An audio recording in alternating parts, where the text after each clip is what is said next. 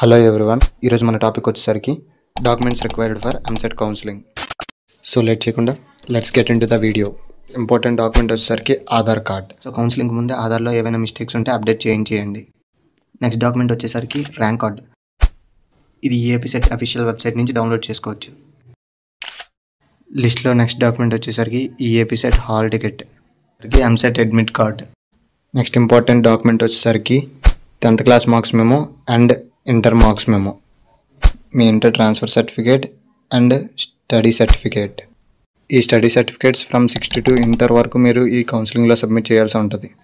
Caste certificate, BC SC ST వాళ్ళు వాళ్ళ related community issued సర్టిఫికేట్ని submit చేయాల్సి ఉంటుంది. ఓసీ వాళ్ళు మాత్రం వాళ్ళ ఈడబ్ల్యూఎస్ సర్టిఫికేట్ని కౌన్సిలింగ్లో సబ్మిట్ చేయాల్సి ఉంటుంది.